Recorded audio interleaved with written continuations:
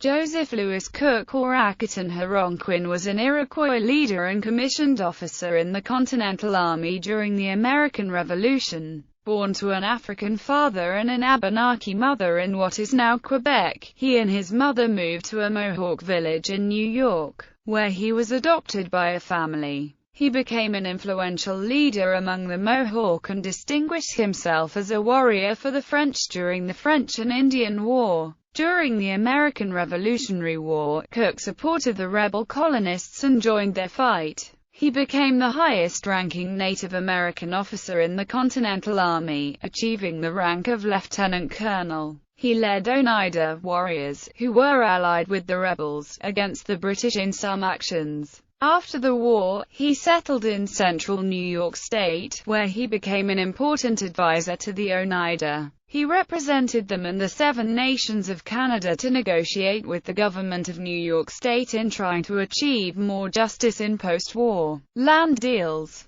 He later settled at Acquisaughn, eventually a formal Mohawk reserve that straddles the New York, USA, Quebec, Canada borders. Early life and education. Cook was born as Neaman Rigonant to an Abenaki mother and black father in Quebec. The family was taken captive in a French raid in 1745. A French officer planned to keep the boy as a slave, but the Mohawk intervened and gave him back to his mother. Out of gratitude, she took her son and followed the Mohawk warriors back to their village of Caughnawaga in New York. Cook was formally adopted by a family into the tribe and grew up learning their culture and language. In the Mohawk language, he was named Ackerton Heronquin, translates as, he unhangs himself from the group. Over the years, Cook also learned French, as he was educated by Jesuit Catholic missionaries in the village. Later he learned English as well. Among English-language records, he is most often referred to as Louis Cook or Colonel Louis. French and Indian War. Cook lived in the Mohawk village of Caughnawaga. He fought with the Mohawk Nation on the side of the French against the British colonists in the French and Indian War, the North American front of the 7 Years' War. A friend and minister, Eleazar Williams, later wrote that Cook was at the battle against the Braddock expedition in 1755, and served under General Montcalm at the Battle of Fort Oswego in 1756. The same year, he was wounded in a skirmish with Rogers Rangers near Fort Ticonderoga. Cook was given his first command in the 1758 Battle of Carillon, where he was praised by General Montcalm. He was also present at the Battle of St. Foy in 1760, serving under the Chevalier de Levis.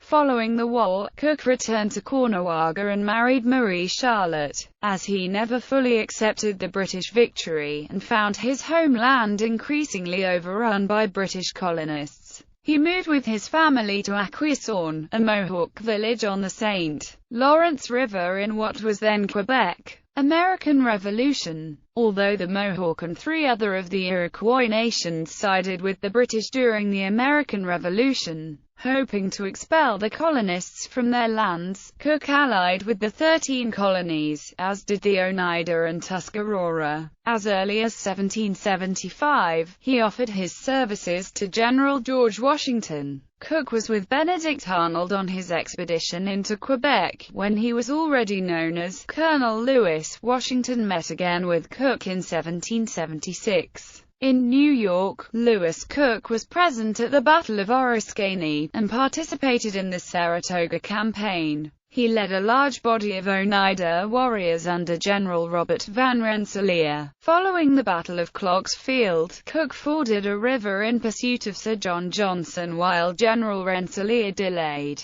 Infuriated, Colonel Louis shook his sword at Rensselaer and accused him of being a Tory. Cook was with the Continental Army at Valley Forge in the winter of 1777. In spring 1778, Peter Stephen Duponceau wrote of meeting Cook, dressed in American regimentals, after hearing the officer singing a French aria. In March of that year, General Philip Schuyler sent Cook to destroy British ships at Niagara to prevent another Canadian expedition. The nickname of Colonel Lewis was made fact on June 15, 1779, when Cook received a commission from the Continental Congress as a lieutenant colonel in the Continental Army. This commission was the highest rank awarded to an American Indian during the Revolution. It is the only known Continental Army commission given to a man of known African descent. Colonel Lewis was with Lieutenant Colonel Marinus Willett of the Battle of Johnstown in 1781, one of the last North American battles of the Revolution. During the war, Cook became a personal enemy of Captain Joseph Brant, a Mohawk who supported the British.